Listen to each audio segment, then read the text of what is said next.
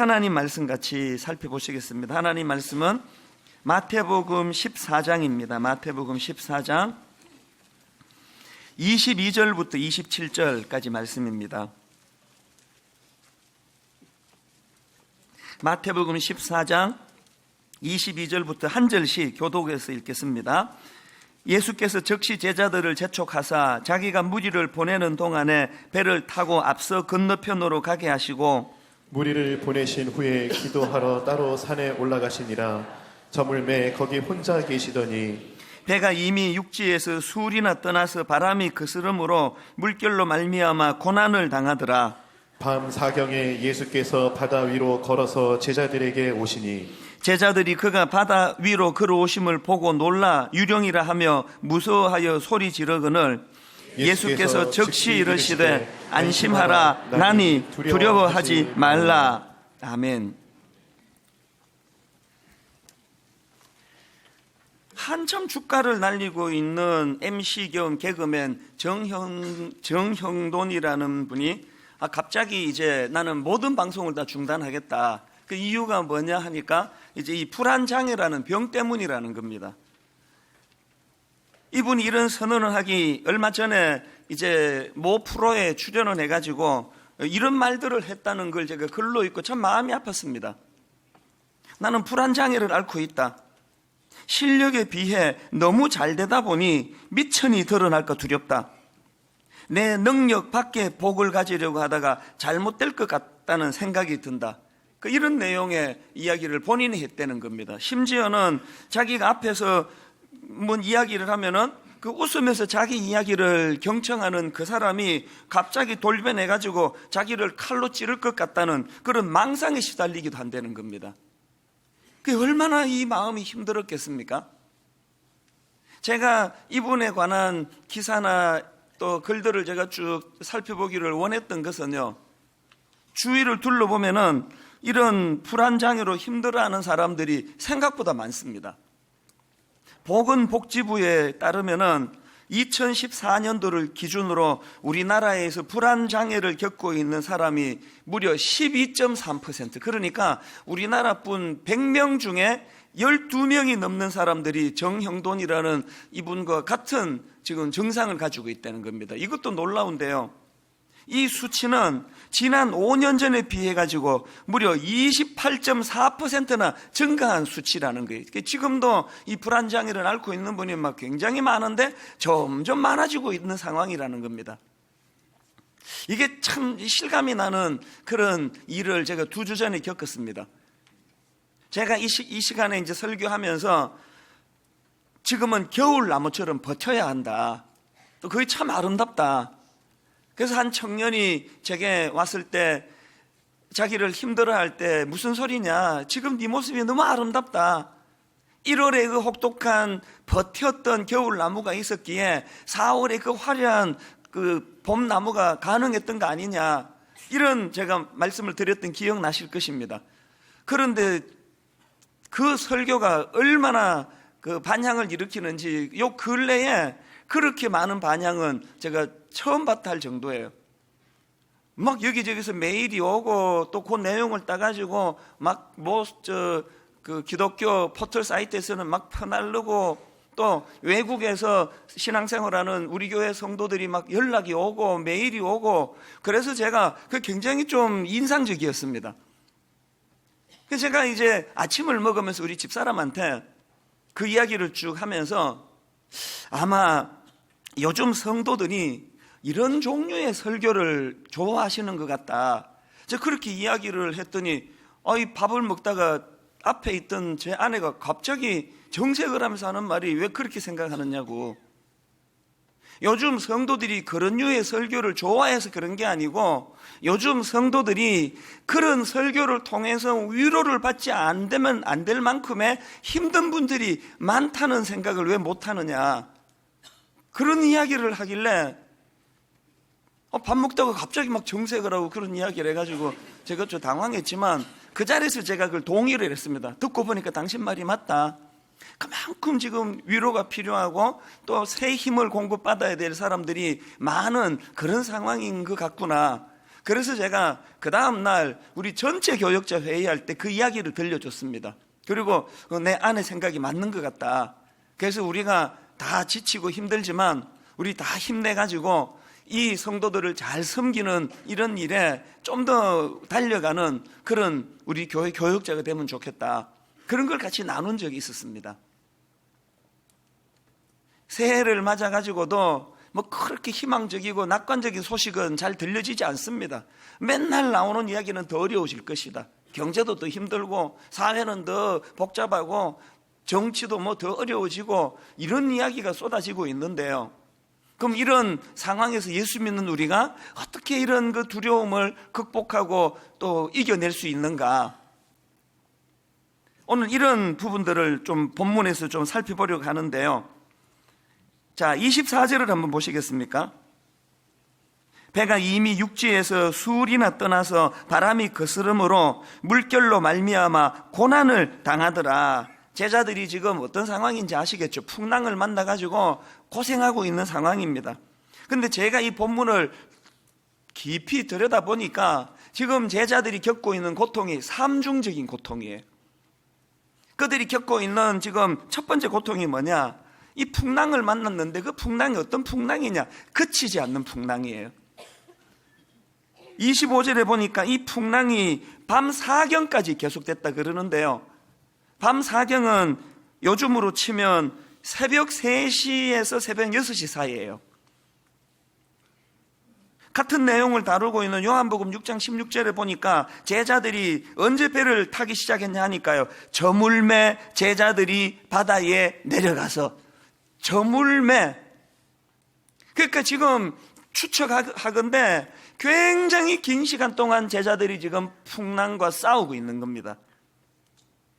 사람이 요한 고비만 넘기고 나면은 희망이 있다. 이래야 그 싸울 맛이 나는데 여러분 이 겨울나무가 지금 이제 1월이니까 이제 한 2달만 버티면은 이제 드디어 눈이 그치고 땅이 녹고 그러면서 이제 봄이 올 것이다. 이래야 버틸 수 있는데 3월이 돼도 4월이 돼도 5월이 돼도 6월 7월 달에도 막 눈 내리고 얼어붙고 하면은 그걸 버틸 나무가 어디 있겠냐고요.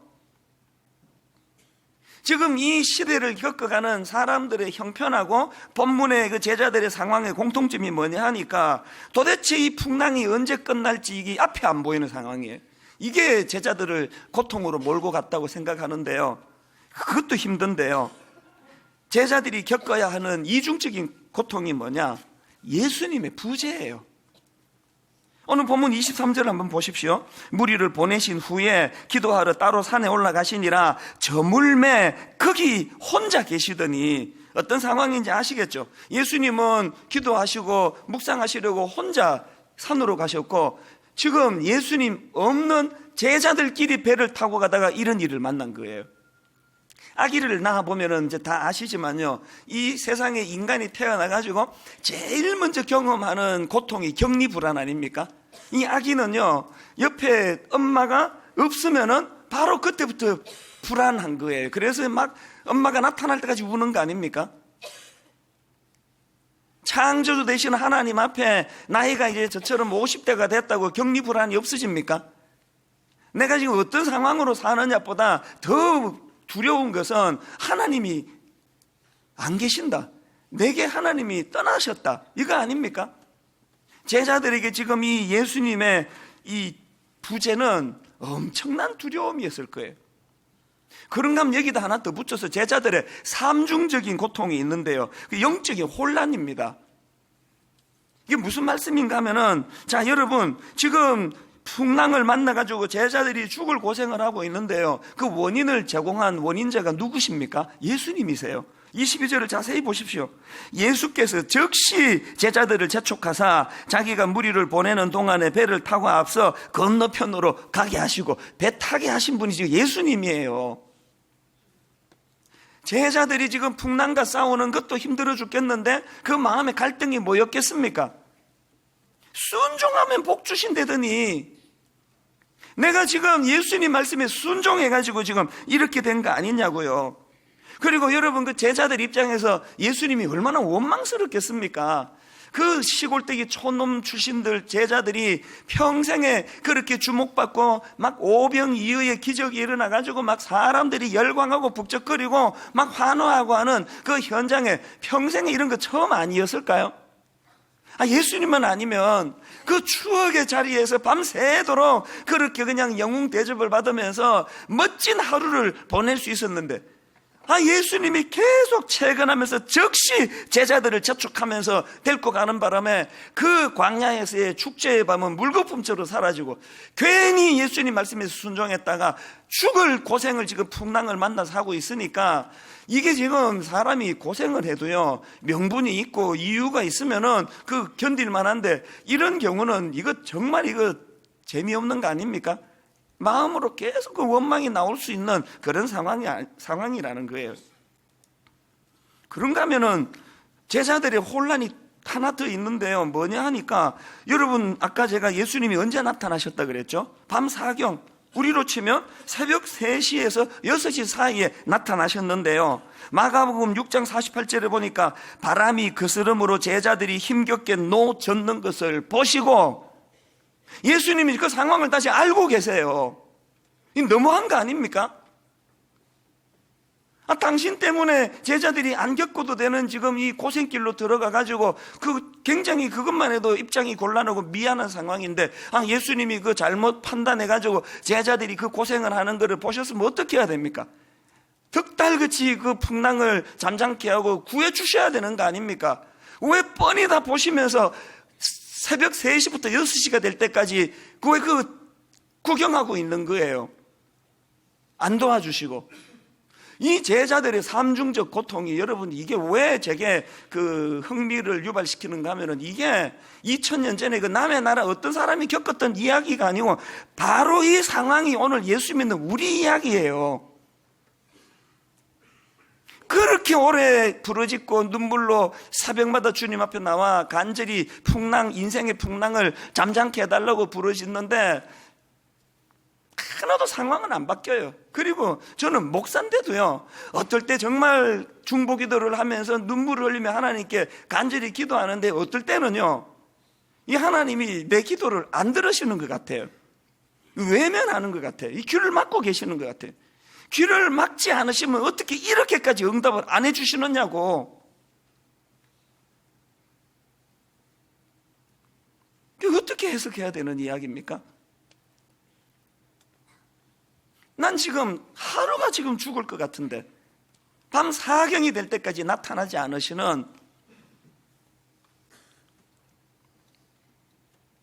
그 저는 오늘 새해는 밝았지만 달력은 새 걸로 갈았지만 상황은 하나도 바뀐 거 없는, 그저 가슴은 답답하고 우리 자식들 장래를 생각하면 눈물밖에 나지 않고, 이런 답답한 마음을 가지고 한 해를 시작하는 성도님들이 계시다면, 저는 오늘 이 본문의 이 문제 제기들을 살펴보면서 여기서 이제 답을 찾아내야 될 거 아닙니까?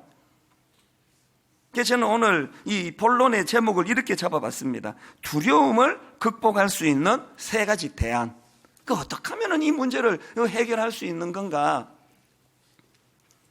자, 3가지로 제가 정리를 해봤는데요. 자, 첫째로요, 여러분 두려움을 극복하고 싶으세요? 그러시려면요, 이 예수님의 뜻과 의도를 파악할 수 있는 힘을 기르셔야 됩니다. 이게 무슨 말씀인가 하면은, 여러분 제가 조금 전에 지금 제자들이 이렇게 풍랑을 만나 죽을 고생을 하고 있는 원인을 제공하신 분이 예수님이라고 말씀드렸지 않습니까? 그래서 이게 예수님을 향한 원망과 불평도 되지만, 발상의 전환이 일어나면 이게 바로 나는 그래서 안 죽는구나라는 확신을 얻을 수 있는 도구예요. 이게 무슨 말씀이겠습니까? 22절을 다시 한번 보십시오. 예수께서 즉시 제자들을 재촉하사 자기가 무리를 보내는 동안에 배를 타고 앞서 건너편으로 가게 하시고, 지금 시종일관 예수님은 주도적으로 뭔가 의도된 일을 지금 진행해 나가고 계시는 거예요. 그럼 이 상황을 놓고 동전의 저쪽 편을 취하면은 일을 뭐 이따위로 하느냐고 원망하고 불평하고 울분에 빠질 수 있지만, 그러나 동전의 저쪽 면을 보면 뭔가 창조주 되시는 주님이 의도를 가지고 일을 해 나가시는 거라면 나 안 죽겠네. 이해가 되세요? 예수님이 지금 안 나타나고 계시지만 무능하고 무기력하고 우리가 뭐 죽어가는지 뭔지 하나도 모르고 계시면 문제인데, 예수님이 상황을 다 파악하고 계시는 거 아닙니까? 예수님이 지금 그것을 놓고 기도하고 계시는 거 아닙니까? 그러면 우리가 얻을 확신은 뭐예요? 나 안 죽겠네. 우리 결과 다 알잖아요. 제자들 안 죽었잖아요. 그리고 나타나셨잖아요. 성경 왜 읽습니까? 이렇게 일하시는 그 하나님의 법칙이 내게도 적용하기 때문에 읽는 거 아닙니까? 인간의 계산과 인간의 방법으로는 너무너무 힘들고 어려우신지 모르겠는데 하나만 확신하면 돼요. 안 죽습니다. 망하지 않습니다. 왜? 하나님의 의도하심 속에 일어나는 일이기 때문이에요. 이 밤 사경의 의미도 마찬가지 아닙니까? 기왕 구해 주실 거 그냥 좀 멋지게 예수님이 풍랑이 일자마자 짜잔 나타나가지고 탁 해결해 주면 얼마나 그 깔끔하신 주님이 되실 텐데, 뭐 기왕 해 주실 거 그렇게 이제 딱 기다리고 있으면서 뭔가 의도를 가지고 왜 그러고 계셨을까요? 이게 왜 그러냐면요, 여러분 그 상식적으로 그 당시 상황을 한번 머리로 그려보세요. 그 배에서 지금 풍랑을 만난 제자들 대부분이 어부 출신이 어부. 거기서 잔뼈가 굵어진 사람들이에요. 풍랑이 왔습니다. 콧방귀 꼈을 거예요. 참, 뭐 이런 일이 한두 번인가? 그러고 있는데 예수님이 급하게 그냥 산에서 막 뛰어와가지고 풍랑아 잠잠하라 그랬으면요, 결과 뻔합니다. 하여튼 예수님은 오지랖이 넓으셔가지고, 주님은 그 목수 출신, 우리는 어부 출신, 이 정도는 그렇게 안 써도 우리 다 고칠 수 있습니다. 공연한 일 하셨네요. 분명히 이런 이야기 나왔을 거예요. 제자들이 지금 풍랑이 찾아왔는데요, 이 정도쯤이야 뭐, 그래서 베드로 네가 다 해라. 바람이 이렇게 불면 키를 저렇게 돌리고, 바람이 저렇게 불면 키를 이렇게 돌리면서 그 피하는 법 다 알지? 1시간이 지나고 2시간이 지나고 3시간이 지나고 새벽 2시가 지나고 자기들이 동원할 수 있는 모든 노하우, 모든 기술력을 다 동원했는데 풍랑을 잠재울 수 없습니다. 점점 두려워지는 거 아닙니까?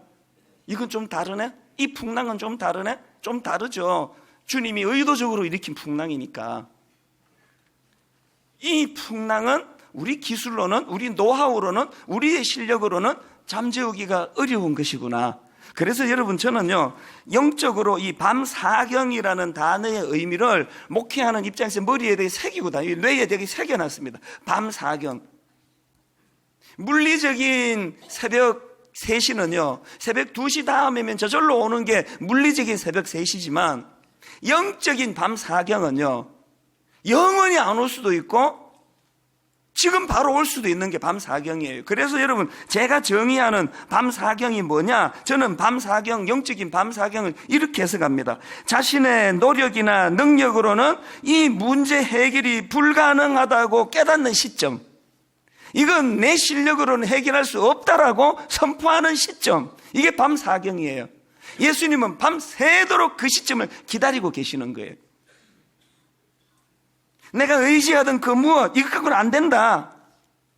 내가 갖고 있는 어떤 실력, 내가 갖고 있는 학력, 내가 가지고 있는 사회적인 어떤 위치, 이런 걸로는 안 된다. 이건 내 힘으로 할 수 없는 일이다. 그래서 내게는 은혜가 필요하다. 내게는 하나님이 필요하다라고 깨닫는 시점, 이게 밤사경이에요.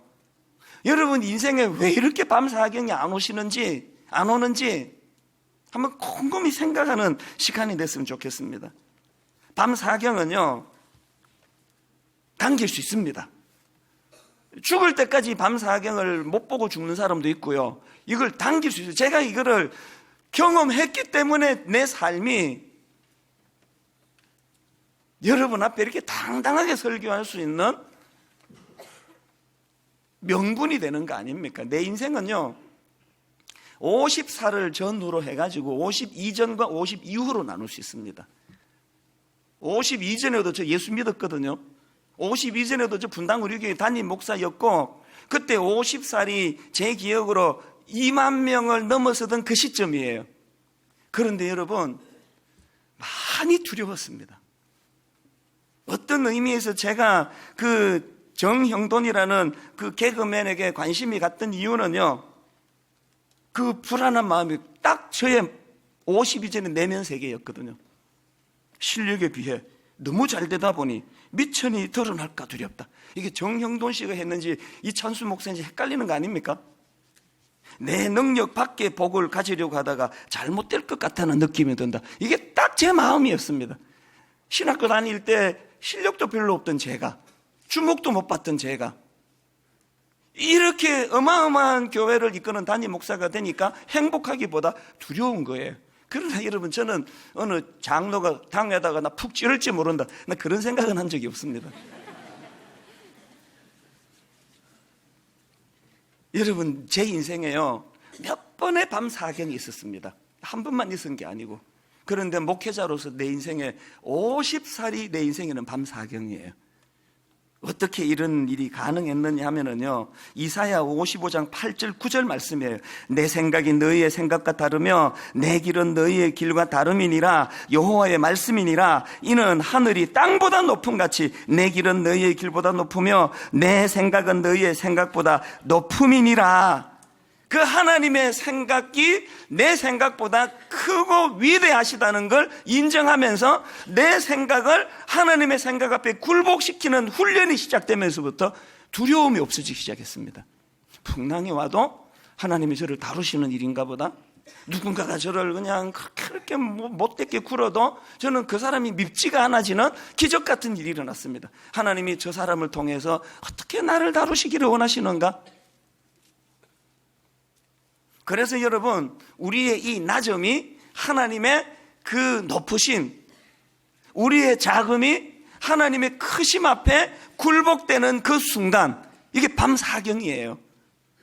송구 영신 예배 때 인용해 드렸던 말씀 기억하십니까? 신명기 8장 12절 13절. 내가 먹어서 배부르고 아름다운 집을 짓고 거주하게 되며 내 소와 양이 번성하며 내 은금이 정식되며 내 소유가 다 풍부하게 될 때에, 여러분 모두가 새해 바라는 걸 이렇게 놀랍게 한 번에 다 적어놓는 구절이 쉽지 않습니다. 이걸 올해의 성구로 만들었더라면 얼마나 좋았을까라고 내 송구영신 예배 때 말씀드렸죠. 너무 좋아하시니까 한 번 더 읽어드릴게요. 네가 먹어서 배부르고 아름다운 집을 짓고 있던 집도 한 채 생기네 올해. 내 소와 양이 번성하며 내 은금이 정식되며 내 소유가 다 풍부하게 될 때에, 감추어진 그 다음 14절을 보시죠. 하나님의 시가 내 마음이 교만하여 내 하나님 여호와를 잊어버릴까 염려하노라. 인간은 저 상황이 꿈에도 그리는 축복의 상황인데 하나님의 시선은 너무너무 위험한 상황이라는 거예요. 이게 하나님의 생각과 우리의 생각의 차이예요. 신앙은요, 우리 생각을 내려놓고 우리 힘 의지하는 거 내려놓고 그 크신 하나님께 내가 굴복당하는 거, 이게 밤 사경입니다. 여러분 인생에 밤 사경이 빨리 앞당겨지는 은혜가 있기를 주님 이름으로 축복합니다.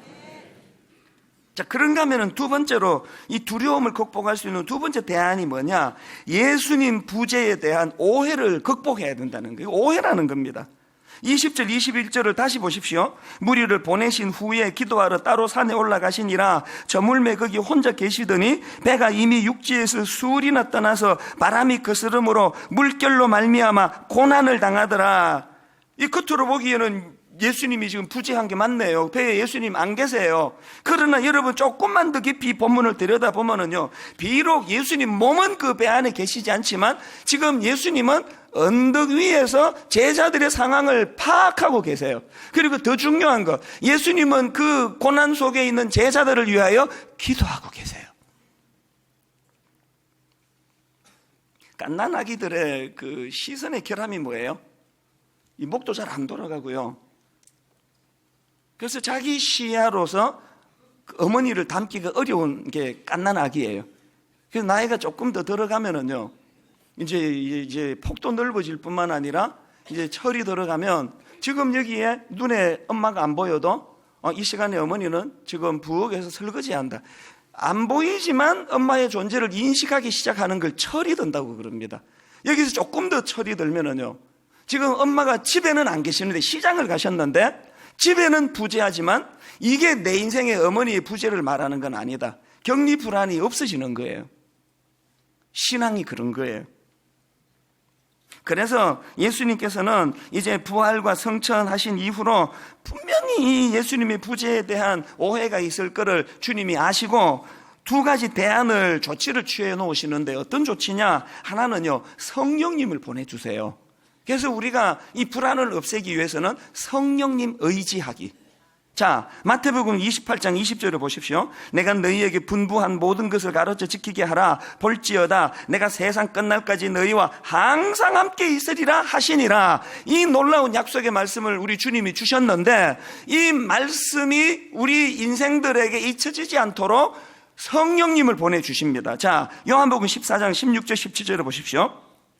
내가 아버지께 구하겠으니 그가 또 다른 보혜사를 너희에게 주사 영원토록 너희와 함께 있게 하리니 그는 진리의 영이라. 세상은 능히 그를 받지 못하나니 이는 그를 보지도 못하고 알지도 못함이라. 그러나 너희는 그를 아나니 그는 너희와 함께 거하심이요 너희 속에 계시겠습니다. 이 성령님의 내주하심이 왜 필요하냐? 요한복음 14장 26절. 보혜사 곧 아버지께서 내 이름으로 보내실 성령, 그가 너희에게 모든 것을 가르치고 내가 너희에게 말한 모든 것을 생각나게 하리라. 왜 주님께서 또 다른 보혜사 성령님을 우리에게 내주하게 하셨느냐? 예수님 말씀을 생각나게 하려고요. 내가 너희와 함께 하겠다. 네 눈에 안 보인다고 부재 아니다. 내가 그 배에 없다고, 내가 그 제자들과 함께 하지 않는다고 생각하면 오해다. 그걸 생각나게 하시는 거예요. 마지막 요한복음 15장 26절. 내가 아버지께로부터 너희에게 보낼 보혜사 곧 아버지께로부터 나오시는 진리의 성령이 오실 때에 그 다음에 그가 나를 증언하실 것이요. 한국 교회의 코미디 같은 비극이 뭔지 아십니까? 여기 성령님은요, 당신이 드러내시려고 오시는 분이 아니에요. 성령님이 많은 일을 행하시지만 결정적인 것은 예수 그리스도를 드러내러 오시는 거예요. 그런데 오늘 우리 시대의 비극이 뭐예요? 어떤 교회를 가보면 성령님밖에 안 계시는 것 같아요. 모든 문구에 성령만 들어가요. 성령. 어떤 교회는 또 예수, 십자가 이것밖에 안 들어가요. 그래서 지금 어떻게 보면은 한국 교회는 예수님파하고 성령님파가 싸우고 있는 상황이에요. 우리한테 틈만 나면 내 편. 삼위일체까지도 그래서 되겠습니까? 성령님파가 어디 있고 예수님파가 어디 있습니까? 성령님은 바로 그 예수님을 증거하러 오신 분이라는데, 여러분이 성령 충만하다고 막 방언도 하고 통변도 하고 별의별 것 다 하는데 여러분 안에 십자가를 통과한 모습이 없으면 그 사람은 성령 충만한 거 아닙니다. 성령님은 우리를 십자가를 통과하게 하시는 거예요. 십자가가 생각나고, 십자가의 영성, 십자가의 인격. 그래서 저는 예수님이 내 안에 내주하심을 인식하기 위해서 여러분 성령님을 더 많이 의지하는 그런 저와 여러분 되시기를 바랍니다. 그런가 하면은 우리가 예수님의 그 부재를 오해하지 않기 위해서 하나 더 해야 되는데요, 주신 말씀을 묵상해야 됩니다. 자, 요한복음 5장 39절을 보십시오. 너희가 성경에서 영생을 얻는 줄 생각하고 성경을 연구하거니와 이 성경이 곧 내게 대하여 증언하는 것이니라. 여러분이 성경을 읽어야 되는 이유는 이거 읽으면 마음이 편안해지고 이거 읽으면 사람이 인격적으로 훌륭해지고 그래서 읽는 거 아니에요. 그건 결과물이고, 성경을 왜 읽느냐? 예수 그리스도에 대하여 증언한 책이기 때문이에요. 그래서 제가 오늘 이렇게 설교를 딱 하고 여러분이 집에 가면서 부부간에 대화하면서, 야, 오늘 목사님 말씀 너무 좋았지, 그지? 우리 앞으로 양심껏 삽시다. 그러면 설교 완전히 엉터리를 한 거예요. 강연 듣고 가시는 거예요. 어떤 부부가 집에 가면서 차 안에서, 여보 오늘 목사님 말씀 들었지? 용기를 내가지고 이제 우리 한번 잘 살아봅시다. 그 설교 완전히 엉터리를 한 거예요. 그런 일 많을 거예요. 설교를 듣고 나면 예수님이 생각나야 돼요. 그 예수님으로 인해 잘 살아야 되겠다. 그 예수님으로 인해 도덕적이어야 되겠다. 그 예수님으로 인해 내가 선한 사람이 돼야 되겠다.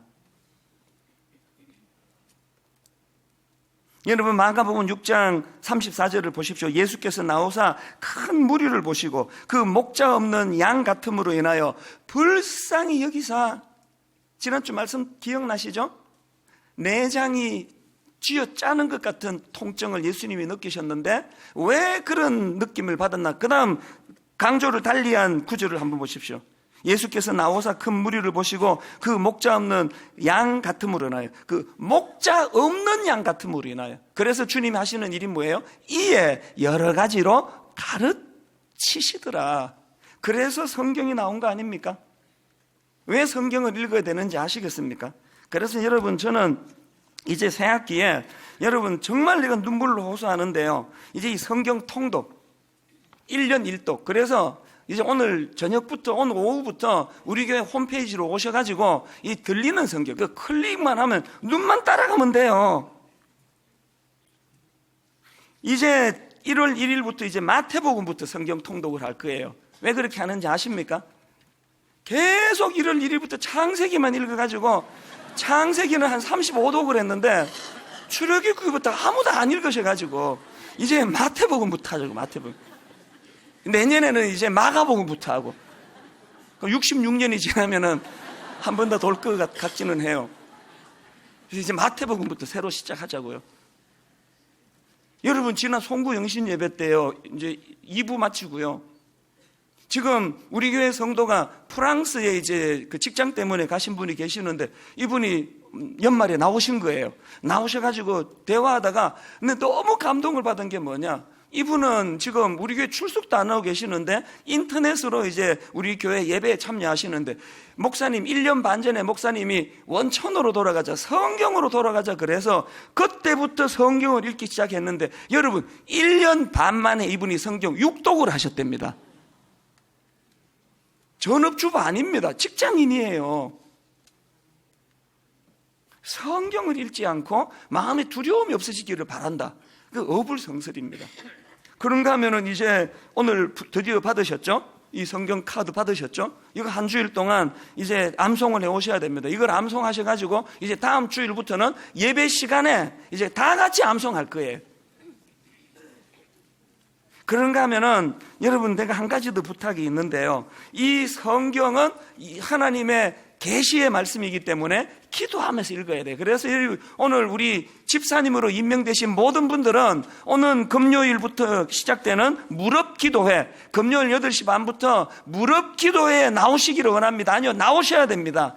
새해 주님 앞에 공동체적으로 기도하면서 새해를 여는 분당 우리 교회 되기를 바랍니다. 마지막 세 번째로, 두려움을 극복하기 위한 대안이 하나 더 있는데, 그게 뭐냐? 기억력 회복이에요. 기억력 회복. 어떤 기억력? 하나님이 과거에 주신 은혜를 다시 기억해내야 돼요. 자, 오늘 본문의 상황을 한번 보십시오. 제자들이 풍랑을 만나 지금 죽을 상황에 빠졌는데요, 이 풍랑 바로 앞에 무슨 사건이 있었습니까? 오병이어 기적의 사건이 있었습니다. 여러분, 이 풍랑을 만나 죽을 고생하는 제자들 바로 앞에 그가 경험했던 건 신적인 능력을 베푸시는 예수 그리스도, 그분을 제자들이 목도한 거 아닙니까? 그랬는데 풍랑이 너무 크니까, 풍랑이 너무 오래되니까, 풍랑이 너무 무서우니까 다 잊어버렸어요. 한나절 전에 있었던 일인데. 잘 들으셔야 됩니다. 현실의 공포는, 현실에 대한 지나친 공포는 은혜를 망각하게 하는 흉기예요. 경직이 돼가지고 우리가요, 두려움으로부터 자유하시려면 과거에 주신 은혜를 기억해내야 돼요. 풍랑이 이것보다 더 셀 때 하나님이 어떻게 풍랑을 잠잠케 해주셨지? 지금 내가 겪고 있는 이 어려움보다 훨씬 더 어려움을 우리가 어떻게 이겨냈지? 그래서 여러분, 신명기서를 보면은, 이 신명기서는요, 모세가 임종을 앞두고 자기 후대들에게 권면했던 설교 3편이 신명기예요. 그런데 여러분, 모세가 했던 이 설교 3편의 신명기서의 가장 큰 주제가 뭔지 아십니까? 기억하라요. 기억하라. 기억하라. 뭘 기억하기 원합니까? 애굽에 종살이 하던 그때를 기억해라. 하나님이 어떤 은혜를 주셔, 열재앙을 통해서 어떤 은혜를 주셔서 너희가 해방이 됐는지 기억해라.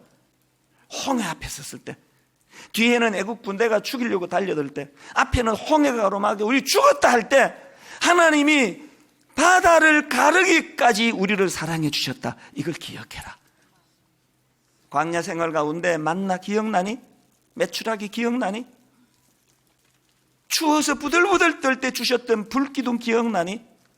뜨거워 죽을 것 같았을 때 주셨던 구름기둥 기억나니?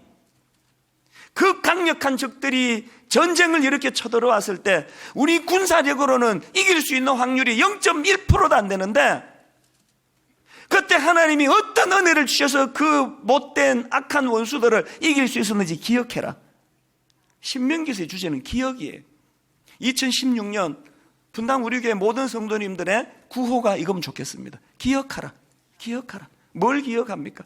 이것보다 더 힘들 때 하나님이 어떤 은혜를 주셔서 내가 여기까지 올 수 있게 되었던가.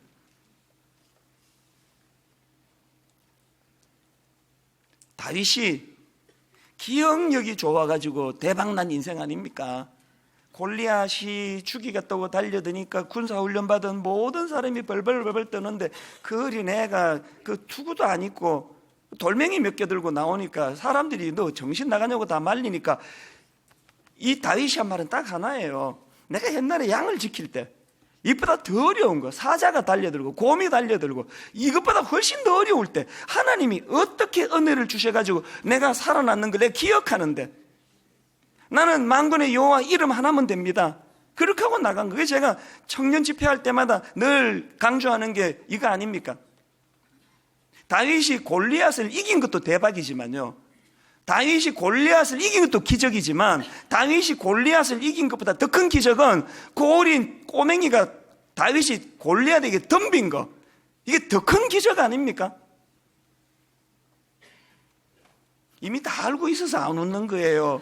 재미가 없어서 안 웃는 거예요. 이제 설교를 끝낼 때가 돼서 안 웃는 거예요. 저는 여러분 가정의 자녀들이 이 기억하라, 그래서 젊을 때부터 도전 정신을 가지고 야성을 가지고 골리앗 앞에 그냥 전쟁을 선포하고 기억하라, 기억하라. 여러분 지금까지 하나님 주셨던 은혜를 기억해내는, 그래서 그것이 능력이 되는 하나님의 사람들 되시기를 주님 이름으로 축복합니다. 결론을 맺으려고 합니다. 두려움은 언제 해결됩니까? 오병이어의 기적이 끝나고 사람들이 일부 남았습니다. 미련을 못 들쳐서 그랬겠죠. 그리고 그 다음날 예수님께 나아가니까 예수님이 이렇게 말씀하십니다. 요한복음 6장 26절, 예수께서 대답하여 이르시되 내가 진실로 진실로 너희에게 이르노니 너희가 나를 찾는 것은 표적을 본 까닭이 아니요 떡을 먹고 배부른 까닭이니라. 그러면서 주시는 말씀, 요한복음 6장 35절, 예수께서 이르시되 나는 생명의 떡이니 내게 오는 자는 결코 줄이지 아니할 터이요 나를 믿는 자는 영원히 목마르지 아니하리라. 오병이어의 떡 기적만 쫓아다니면 맨날 두려운 거예요. 떡 하나 얻어먹고 잠깐 기뻤는데 금방 두려워지는 거예요. 금방 허기가 느껴지는 거예요. 이게 딱 우리 신앙생활 아닙니까?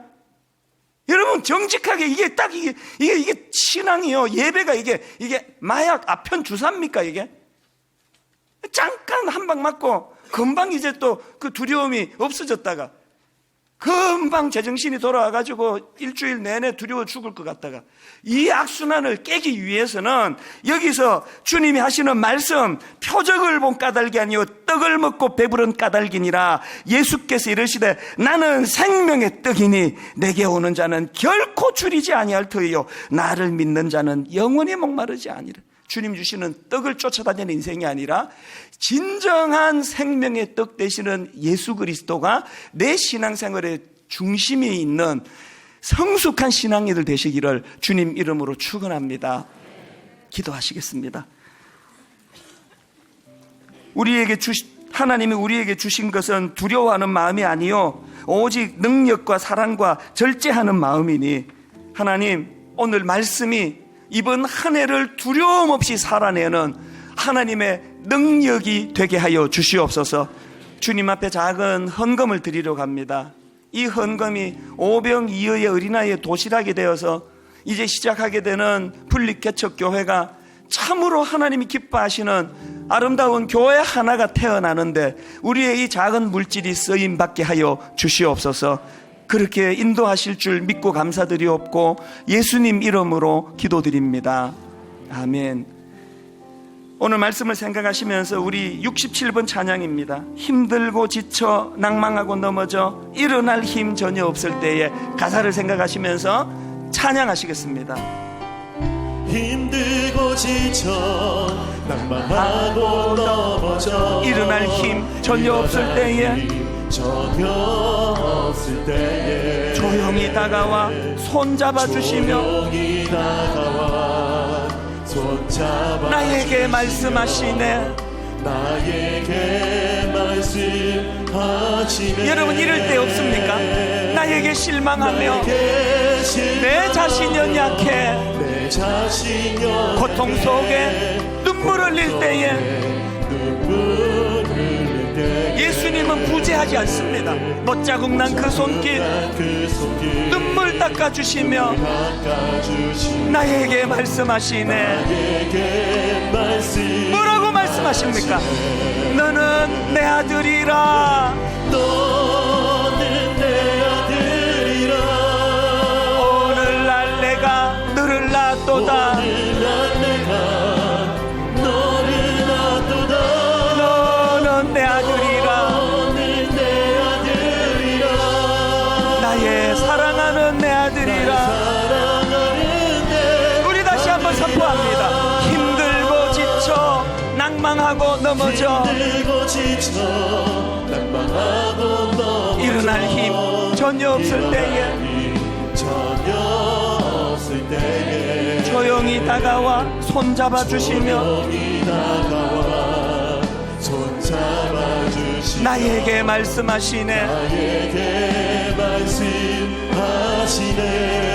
나에게 실망하며 내 자신 연약해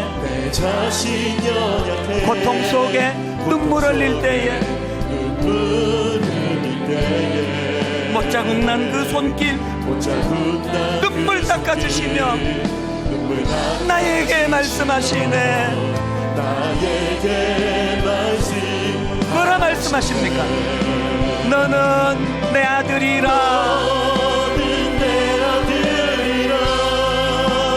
오늘날 내가 너를 낳았도다. 너는 내 아들이라. 나의 사랑하는 내 아들이라.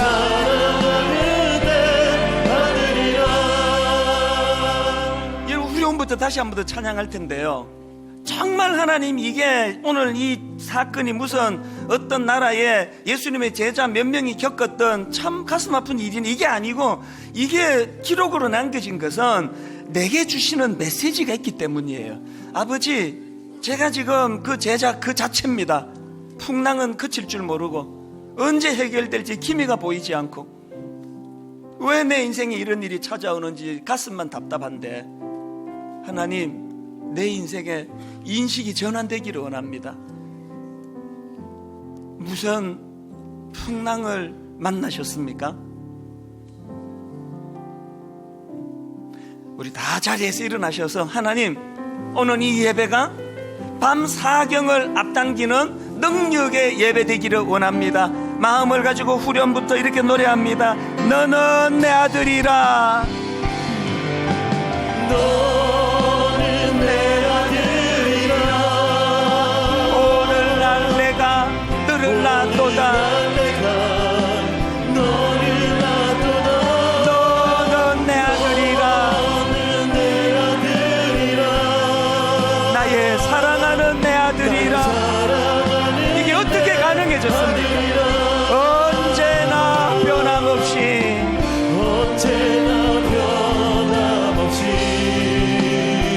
너는 내 아들이라.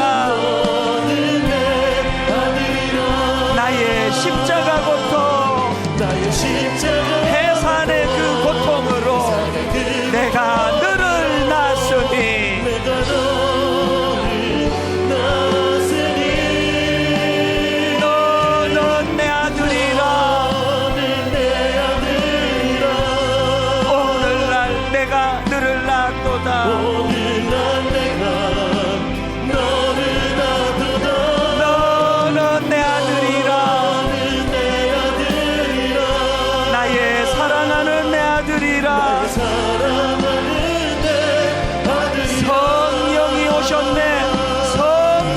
오셨네. 성령이 오셨네. 성령이 오셨네. 내 주에 보내신 성령이 오셨네. 우리 인생 가운데 신이 찾아오셔서 그 나라 꿈꾸게 하시는, 우리를 십자가로 인도하시는 성령이 오셨네. 성령이 오셨네. 내 주에 보내신 성령이 오셨네. 우리 인생 가운데 신이 찾아오셔서 그 나라 꿈꾸게 하시네. 허무한 시절 지날 때, 깊은 한숨 내쉴 때, 그런 풍경 보시며 탄식하는 분이 있네. 여러분 말씀을 기억하십시오. 고와 같이 너희를 버려두지 않으리. 내가 너희와 영원히 함께하리라. 아멘. 성령이 오셨네. 성령이 오셨네. 내 주에 보내신 성령이 오셨네. 우리 인생 가운데 신이 찾아오셔서 그 나라 꿈꾸게 하시네.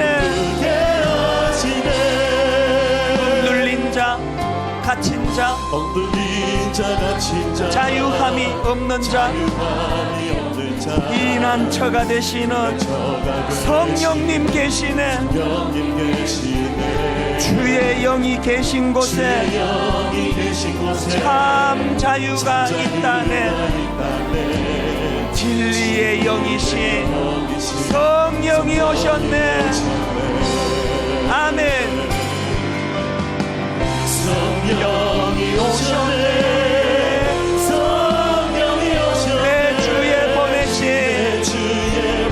성령이 오셨네. 우리 인생 가운데 신이 찾아오셔서 그 나라 꿈꾸게 하시네. 마지막으로 전심을 다하여 성령이 오셨네. 우리를 십자가 앞으로 인도하여 주시옵소서. 내 주에 보내신 성령이 오셨네. 우리 인생 가운데 신이 찾아오셔서 그 나라 꿈꾸게 하시네. 그 나라 꿈꾸게 하시네. 그 나라 꿈꾸게 하시네.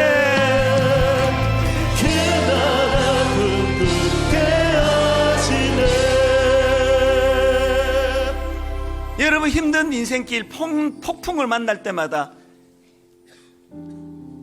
내가 너와 함께 하겠다 약속하신 예수 그리스도의 말씀이 생각나도록 하기 위하여 성령님을 보내주셨답니다. 그 성령님이 내 안에 내주하고 계실 때 아버지 풍랑만 눈에 보여 하나님의 임재가 보이지 않아 날마다 절망하고 두렵게 살았다면, 이제는 하나님 이 일을 진행해 나가시는 분이 우리 하나님이심을 자각하고, 하나님 이 일을 통하여 나를 어떻게 단련하여 정금같이 쓰시렵니까? 어떻게 하나님 연단하여 나를 정금같이 사용하시렵니까? 그 나라를 꿈꾸며 잃어버린 꿈을 회복하며 하나님 날마다 파도 안에 흐득이며 사는 1년이 아니라 이 파도를 주신 하나님의 뜻을 발견하고 꿈꾸는 한 해 되기를 주님 이름으로 축원합니다. 저를 따라 3번 큰 소리로 선포하고 우리 통성으로 새해 첫 예배 문을 이렇게 열어나가면 좋겠습니다. 저를 따라 선포합니다. 주여 은혜를 주옵소서. 주여 은혜를 주옵소서. 주여 은혜를 주옵소서. 주여 은혜를 주옵소서. 주여 은혜를 주옵소서. 주여 은혜를 주옵소서. 통성으로 기도하시겠습니다. 살아계신 하나님 아버지, 하나님 아버지, 살아서는 새해를 주님을 바라봅니다. 우리 인생길 가운데 인생의 풍랑 속에서 아버지 우리를 언제 이 풍랑이 잠잠해질지 알 수 없는 그 상황 속에 언제 이 풍랑을 잠잠케 할지 알 수 없어 눈에는 예수님이 보이지 않고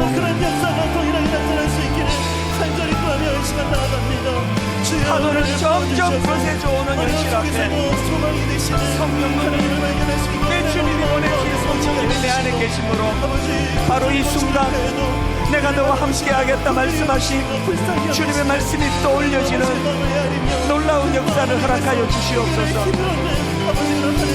하나님 아버지, 오늘도 주님의 은혜를, 주님의 말씀을 하나님 사모하며 의지하며 달려가기 원합니다. 그 주님을 바라볼 수 있기를 원합니다. 하나님 아버지, 이 시간 우리 함께 하시며 은혜를 바라보신 하나님 향하여 믿음의 눈을 열게 하여 주시고 하나님 주님을 바라보며 주님의 생각을 얻게 하여 주시옵소서.